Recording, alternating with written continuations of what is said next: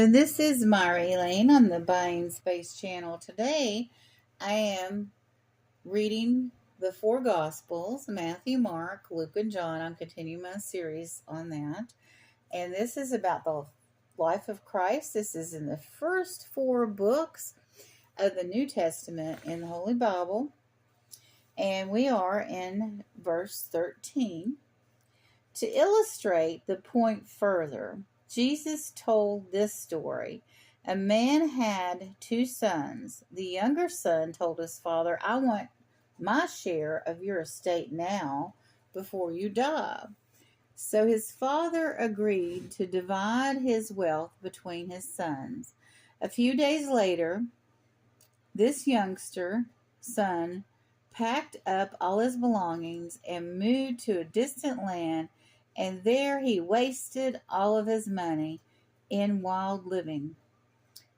About that time, his money ran out. A great famine swept over the land, and he began to starve. He persuaded a local farmer to hire him, and the man sent him to his fields to feed the pigs. The young man became so hungry that even the pods he was feeding the pigs looked good to him, but no one gave him anything.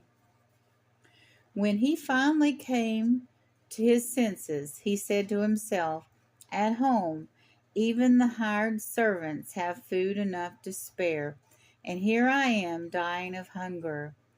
I will go home to my father and say, Father, I have sinned against both heaven and you, and I am no longer worthy of being called your son. Please take me on as a hired servant. So he returned home to his father, and while he was still a long way off, his father saw him coming. Filled with love and compassion, he ran to his son, embraced him, and kissed him. His son said to him, Father, I have sinned against both heaven and you, and I am no longer worthy of being called your son. But his father said to his servants, Quick, bring the finest robe in the house and put it on him. Get a ring for his finger and sandals for his feet, and kill the calf that I have been fattening. We must celebrate with a feast. For this son of mine was dead, and now he has returned to life. He was lost, but now he was found. So the party began. Meanwhile, the older brother was in the fields working, and he returned home. He heard the music and dancing in the house, and he asked one of the servants what was going on. Your brother is back, he was told, and your father has killed the fattened calf. We are celebrating because of his safe return. The older brother was angry and wouldn't go in. His father came out and begged him, but he replied, All these years I've slaved for you, and you never once refused to do a single thing you told me to. And all that time you never gave me even one young goat for a feast with my friends. Yet this son of yours comes back after squandering your money on prostitutes. You celebrate by killing the fattened calf.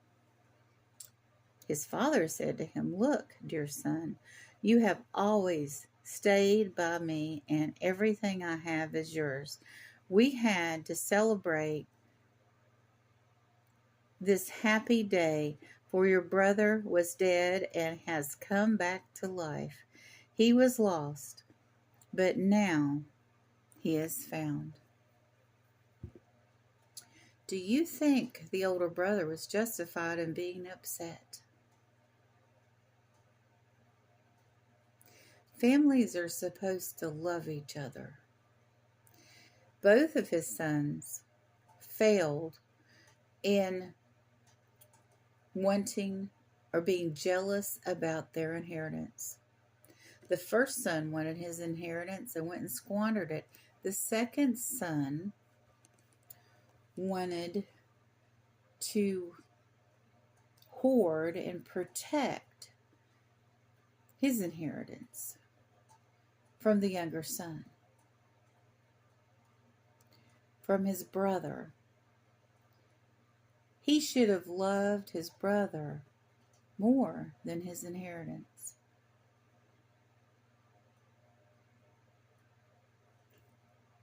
It comes down to anger and jealousy and a lack of love. Just like the previous parables where the sheep herder had one sheep missing and he went and looked for that sheep. And in the parable of the coin that Jesus told, where a lady lost a coin and she searched for it and then she rejoiced. And it says, in the same way, there is joy in the presence of God's angels when even one sinner repents. The Father was right to celebrate the return of his Son because it was like he was dead. Now, will he receive a second inheritance? No, but he will be able to live in his Father's household and be loved. His brother will own everything. He needs to make plans for when his father goes. Because like Jacob and Esau, the brothers didn't love each other. Especially when they were young. And Esau felt cheated out of the promise and the blessing. And he was very angry with Jacob. So this brother will most likely be the same when his father passes, because everything will be his. And he will want his inheritance to go to his son. And he will take a wife, and he will have his own family. So I don't discourage people from making their own life. It's like, this is our family now, and the old family is the old family. But I think people should live in Christian love enough to care about their parents, to care about their siblings. Excuse me.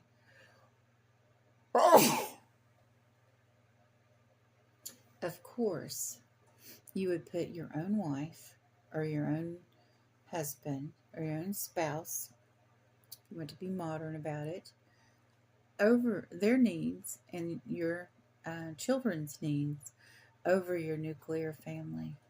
But that doesn't mean you can't show love and kindness to your nuclear family. We should respect our parents and take care of them when they're elderly. There's not enough of that in our society.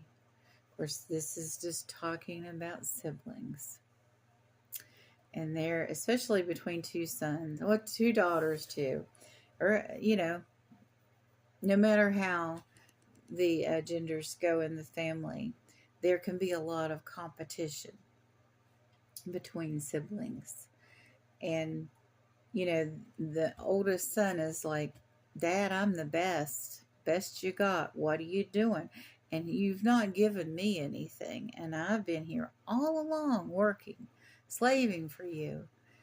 And he comes in the door after laying with strange women and blowing his inheritance, and you're going to throw him a party? I mean, I understand the sentiment, but it's not Christian. It's not right.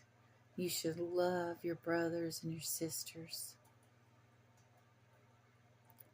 The relationship you have with your brothers and sisters will be demonstrated in how you treat your children. How you love everyone will be demonstrated in how you treat your own family when you grow up. Or if you're already grown up like me, it will be demonstrated in how you continue those relationships later in life. Christian love and understanding and making people feel at home when they're at home. That's highly important. Um, but that's a talk for another day. You all have a wonderful and blessed day.